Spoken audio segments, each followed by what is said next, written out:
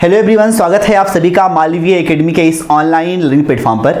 आज के सेशन में हम डिस्कस करने वाले हैं आपसे कि सीयूटी में अभी तक सबसे ज़्यादा आस्क्ड टॉपिक कौन कौन से हैं, मतलब फिजिक्स में कौन कौन से टॉपिक्स ऐसे हैं जिनसे सीयूटी एग्जाम में अभी तक मतलब 2025 में बहुत ज़्यादा क्वेश्चंस बने हैं, फ्रीक्वेंट यूज़ किया गया है उन टॉपिक्स को। ये सारी बातें हम आज डिस्कस करने वाले हैं। चैप्टर वाइज ये डिस्ट्रीब्यूशन होगा, हर चैप्टर से कहाँ से कितने सवाल किस ऑर्डर में बन रहे हैं और चैप्टर्स का क्या वेटेज रहा है इस एग्जाम में, ये सारी बातें हम डिस्कस करने वाले हैं आज के अपने इस छोटे से सेशन में, है ना। आइए स्टार्ट करते हैं। तो सबसे पहले मैं आपको बताऊं कि चैप्टर वाइज मोस्ट आज के टॉपिक पढ़ने के पहले एक बार हम बुक वाइज देख लें कि बुक वाइज क्या डिस्ट्रीब्यूशन रहा है, किन चैप्टर से ज्यादा क्वेश्चंस बने हैं, किन चैप्टर से कम क्वेश्चंस बने, उनका वेटेज क्या रहा है।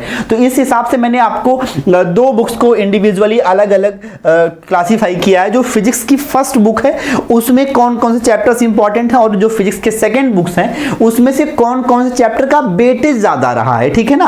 अब ध्यान दीजिए, फर्स्ट बुक में अभी तक का जो ऑब्जर्वेशन शुरुआत के मतलब 13, 14 और 15 मई को जो पेपर हुए हैं उसमें फर्स्ट बुक में एवरेज सवाल देखने को मिले हैं। 2 सवाल यहां से हो गया, 4 सवाल यहां से, मतलब किसी 1-2 चैप्टर का वेटेज बहुत ज्यादा है ऐसा कह पाना फर्स्ट बुक के लिए पॉसिबल नहीं था on the basis of exam conducted from 13th May to 15th May, है ना। बट उसके बाद सडनली वेरिएशन हो रहा है और वेरिएशन में ऐसा पाया गया कि कुछ दिनों में मूविंग चार्ज एंड मैग्नेटिज्म का वेटेज बहुत ज्यादा था। यहां से 7-8 सवाल दिख गए हैं और कभी करंट इलेक्ट्रिसिटी से 7-8 सवाल दिख गए हैं। अगर हम सारे दिनों के पेपर्स का एवरेज बताएं तो ऐसा हुआ कि करंट इलेक्ट्रिसिटी से सबसे ज्यादा क्वेश्चंस दिखे हैं। ये जो आपका रेड वाला एरो है, रेड वाला एरो बता रहा है कि इनका वेटेज बहुत ज्यादा रहा है एवरेज ऑल द डेज का, ठीक है। तो करंट इलेक्ट्रिसिटी का वेटेज बहुत ज्यादा होगा, यहां से बहुत क्वेश्चंस बने हैं। दूसरे नंबर पर आपका आ रहा है मूविंग चार्ज एंड मैग्नेटिज्म, फिर मैग्नेटिज्म एंड मैटर। याद रखिए, आज जब मैं ये वीडियो रिकॉर्ड कर रहा हूं यानी कि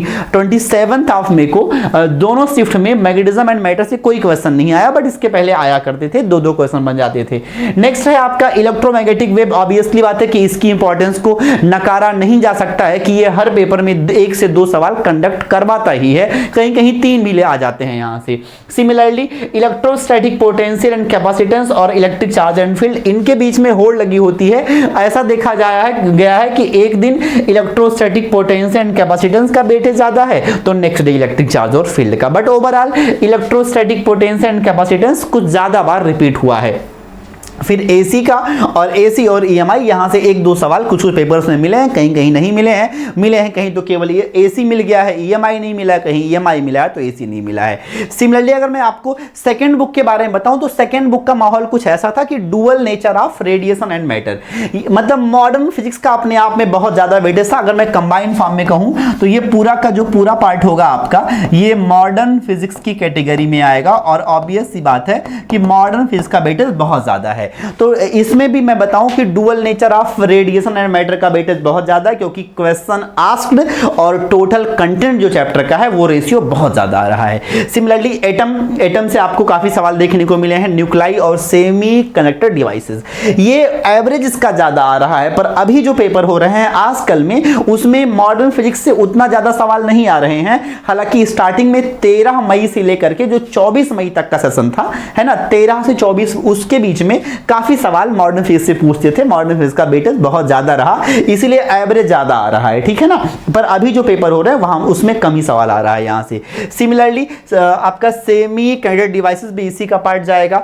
और नेक्स्ट होगा रे ऑप्टिक्स और वेव ऑप्टिक्स। इनका वेटेज कम मैं इसलिए बता रहा हूं क्योंकि बहुत कम ही पेपर्स ऐसे हुए जिसमें एक आध बार ऐसा हुआ कि रे ऑप्टिक्स का वेटेज बढ़ गया है। रे ऑप्टिक्स से आपको 6-7 सवाल देखने को मिल गए हैं, तो बहुत कम पेपर में हुआ है। बाकी जो वेव ऑप्टिक्स है इसको तो एवरेज भी नहीं कहा जा सकता है और कम भी नहीं कह सकते हैं। 3-4 सवाल कई पेपर में रखता है, कई में 2 ही रखता है, कई में 1 ही रखता है। बट हाँ, रे ऑप्टिक्स एक आध बार मैक्सिमम पर पहुंचा है। कुछ पेपर्स ऐसे हुए हैं जिसमें रे ऑप्टिक्स का वेटेज बहुत ज्यादा देखने को मिला है, ठीक है। अगर मैं ये सारा डिस्ट्रीब्यूशन आपको चैप्टर वाइज दिखाऊं किस चैप्टर से कौन कौन से टॉपिक से सवाल उठाए हैं, तो मैंने जैसे इनका वेटेज आपको दिखाया, मैंने इसी वेटेज के हिसाब से आपका अरेंज किया है चैप्टर्स को कि जो करंट इलेक्ट्रिसिटी है इसमें जो टॉपिक से क्वेश्चन उठ चुके हैं वो आपका करंट डेंसिटी है, ड्रिफ्ट स्पीड पूछा है, टेम्परेचर बढ़ाने पर क्या फर्क पड़ता है, इन सब पर सवाल पूछा है, ड्रिफ्ट स्पीड का ऑर्डर पूछा है, रेसिस्टिविटी कैसे वेरी करती है टेम्परेचर से, इसका तो कई बार फार्मूला भी पूछ लिया है। सिमिलरली सीरीज और पैरेलल कॉम्बिनेशन ऑफ सेल क्या होता है, इंटरनल रेजिस्टेंस पूछ लिया है, कॉम्बिनेशन ऑफ रजिस्टर्स का कॉम्बिनेशन क्या होता है, और मीटर ब्रिज, हालांकि मीटर ब्रिज सिलेबस में मेंशन तो नहीं किया था कि मीटर ब्रिज सिलेबस में है, पर मीटर ब्रिज पर सवाल बनता है, हर सेशन में बनता है। इसी से बच्चे कहते आ रहे हैं कि फिजिक्स में कुछ सवाल आउट ऑफ सिलेबस दे रहा है, वो मीटर ब्रिज पर पूछ ले रहा है। सिमिलरली मैं बताऊंगा आपको मूविंग चार्ज एंड मैग्नेटिज्म, इन दोनों की होड़ लगी है, एक दिन इसका वेटेज ज्यादा होता है तो एक दिन इसका वेटेज ज्यादा होता है, ठीक है। सिमिलरली इसमें पूछा है force on current carrying conductor in uniform magnetic field, IBL sin theta, QBB sin theta पर भी सवाल पूछा है। Motion of charge in uniform magnetic field, radius पूछा है, MB/QB, काइनेटिक एनर्जी पूछा, टाइम पीरियड किस पर डिपेंड करता है, इस पर सवाल पूछा है। एप्लीकेशन ऑफ बायो-सेवर्ट लॉ का एप्लीकेशन में आपसे पूछ लिया है, रिंग के सेंटर पर फील्ड क्या होगा, और रिंग का एक पार्ट दे दिया है, मतलब क्वार्ट दे दिया या सेमी सर्कल दे दिया, उसके सेंटर पर फील्ड पूछ लिया। सिमिलरली करंट सेंसिटिविटी और वोल्टेज सेंसिटिविटी और conversion of galvanometer into volt meter, galvanometer को वोल्ट मीटर में कैसे कन्वर्ट करेंगे, करंट सेंसिटिविटी का रेशियो पूछ लिया है, वोल्टेज सेंसिटिविटी पूछ लिया है, शंट की वैल्यू पूछ लिया है, ठीक है। तो ये सारे सवाल उठाया है। Similarly torque on current carrying loop in uniform magnetic field, uniform magnetic field में करंट कैरिंग लूप पर कितना टार्क लगता है, इस पर सवाल देखने को मिला है। साथ ही साथ आपको magnetic dipole moment M = NIA पर क्वेश्चन मिले हैं, और इलेक्ट्रॉन का मैग्नेटिक डाइपोल मोमेंट, जो कि कोई चार्ज पार्टिकल सर्कुलर मोशन कर रहा है तो उसका डाइपोल मोमेंट QBR/2 है, इस पर सवाल उठा है। और work done in rotating magnetic dipole in uniform magnetic field, यहां से सवाल उठा है। और force between two parallel current carrying conductors, इस पर तो उठा ही है, इसमें सेम करंट होगा तो उनके बीच में अट्रैक्शन होगा, अपोजिट करंट होंगे तो रिपल्सन होगा, इन सब टॉपिक पर कोई सवाल उठा है। सिमिलरली आपको बताऊं कि मैग्नेटिज्म एंड मैटर, यहां से तो मतलब सवाल बहुत कम देखने को मिले हैं, बट हाँ यहां से श्योर 2 से 3 सवाल हर पेपर में देखने को मिलते हैं। इसमें से रिलेशनशिप पूछा है ससेप्टिबिलिटी और रिलेटिव परमिएबिलिटी में, μR = 1 + chi पूछ लिया है। क्यूरी लॉ पूछा है, टेम्परेचर पर कैसे डिपेंड करता है, डाया, पैरा और फेरो। रीजन क्या है मैग्नेटिज्म का, ये पूछ लिया है, ठीक है। इसी के अलावा इसमें एक टर्म है बेटा, मैं लिखना भूल गया हूं, हिस्टेरिसिस पर सवाल पूछा है यहां से, है ना। हिस्टेरिसिस पर एक ही सवाल एवरेज हर पेपर में होता है, यहां से एक या मैक्सिमम 2।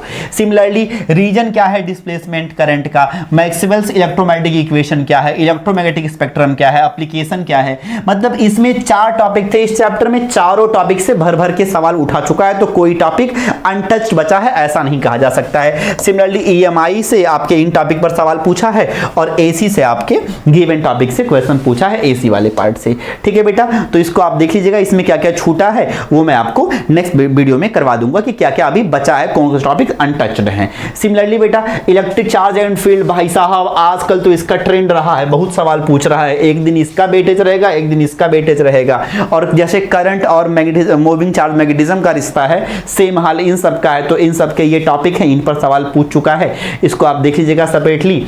और जो पोटेंशियल एंड कैपेसिटेंस वाला पार्ट है, इसमें कुछ ऐसे क्वेश्चंस पूछा है, ठीक है बेटा। तो ये सारे टॉपिक्स हैं जिन पर क्वेश्चंस बन चुके हैं अभी तक, ठीक है। इनको आप सेपरेटली पढ़ सकते हैं, अच्छे से देख सकते हैं बेटा। आगे मैं आपको बताऊंगा बेटा कि जो सेकंड पार्ट है, सेकंड में आपको मैंने बताया कि 13 से लेकर के 24 मई तक मॉडर्न का वेटेज बहुत ज्यादा, तो मैंने ये आपको मॉडर्न फिजिक्स को दिखाया है कि कितने कितने सवाल मॉडर्न से पूछे हैं, कैसे कैसे पूछे हैं। तो मॉडर्न से आपका dual nature of radiation and matter से, यहां से मैं बात करूं तो क्वेश्चन पूछा है कि laws of photo electric emission, photo electric emission के लॉज कौन कौन से हैं। फिर वर्क फंक्शन और थ्रेशोल्ड फ्रीक्वेंसी पर क्वेश्चंस बने हैं। मैक्सिमम काइनेटिक एनर्जी और स्टॉपिंग पोटेंशियल क्या होगा। मैटर वेव ऑफ इलेक्ट्रॉन का ही पूछा है, लैम्डा = 12.27/√b एंगस्ट्रॉम पर। सिमिलरली मैटर वेव और मोमेंटम का रिश्ता क्या है, इस पर भी सवाल आपसे पूछा है। बाबू आप लोग लैंग्वेज पर जाइएगा मत, जो बच्चे मुझसे रेगुलरली पढ़ रहे हैं उनको पता है कि मैं ऐसे लैंग्वेज यूज करता हूं, ठीक है ना। तो कंफ्यूज ना होना कि ई मास्टर का यूज कर रहा है या हिंदी अंग्रेजी मिला के लिख रहा है। एटम वाले पार्ट में रेडियस ऑफ एटम वाले पार्ट में ये जान लो कि ओवरऑल जो बोर्स मॉडल है, बोर्स मॉडल पर ही सवाल उठाया गया है बहुत ज्यादा, रदरफोर्ड मॉडल को टच ही नहीं किया है। रेडियस ऑफ ऑर्बिट पूछा है, velocity of electron in orbit, energy level of hydrogen atom पूछ लिया है, एमिशन स्पेक्ट्रम क्या होगा और एक्साइटेशन एनर्जी क्या होगा, इस पर पूछा है सवाल। न्यूक्लाई में आपसे सवाल पूछा है रेडियस ऑफ न्यूक्लाई पर, न्यूक्लियर डेंसिटी और मास नंबर पर, ठीक है। न्यूक्लियर डेंसिटी मास नंबर से इंडिपेंडेंट होती है। ये सवाल तो अल्टरनेट पेपर में आ ही जा रहा है, कुछ यूं समझ लीजिए। ऐसे बाबू बाइंडिंग एनर्जी पर सवाल बना है, Q value of different nuclear reactions, अलग अलग न्यूक्लियर रिएक्शंस हैं उनकी क्यू वैल्यू क्या होगी।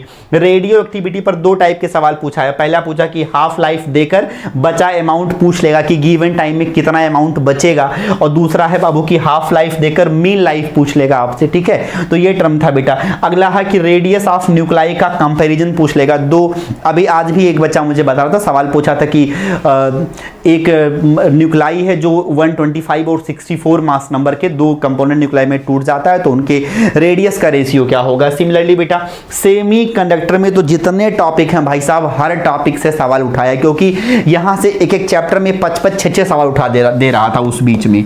मतलब ये जान लो 13 मई से लेकर के जो 24 मई तक पेपर थे, इतना ज्यादा भरा था भाई कि 5-5 सवाल उठा रहा है सेमी कंडक्टर से। हालांकि ऐसा एक्सपेक्ट नहीं कर सकते हैं भाई, चैप्टर छोटा है, कंटेंट कम है। पहले उठाते तो समझ में आता था कि पहले ट्रांजिस्टर था, लॉजिक गेट था, कम्युनिकेशन था, पर अभी तो कुछ था ही नहीं।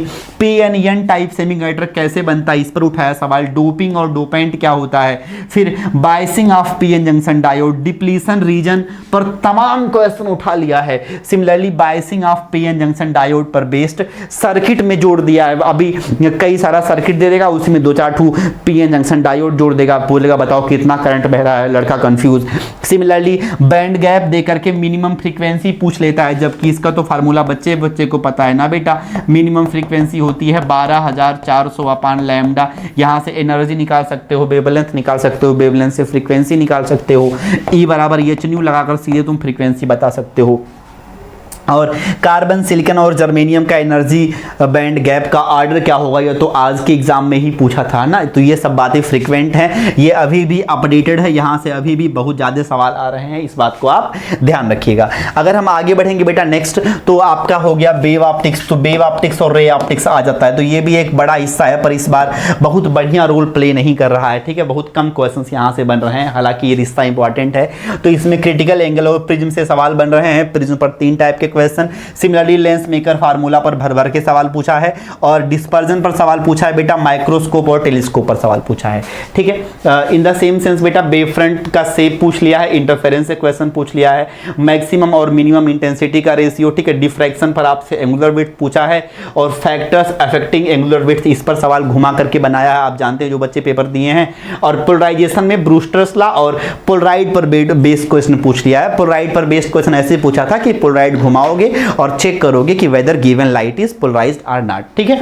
तो ये सारा बेटा एनालिसिस था आपके डिफरेंट पेपर्स का, ठीक है। मतलब किस दिन कैसा पेपर आ रहा है और किस किस चैप्टर से किस किस टॉपिक पर सवाल पूछा है, ये हमने डिसाइड कर लिया है। अगर आप इसको देख लोगे तो इसी हिसाब से कि एटलीस्ट फिजिक्स में आप इन सारे टॉपिक्स को जो मैंने दिया है इसी को एक बार रिवाइज कर लोगे तो आप बेहतर फील कर पाओगे, ठीक है। इसी का आप पढ़ते रहें, पढ़ाई अच्छी करें, तैयारी करें, एग्जाम दें और एग्जाम में बहुत अच्छा करें। लव यू और बहुत सारी शुभकामनाएं।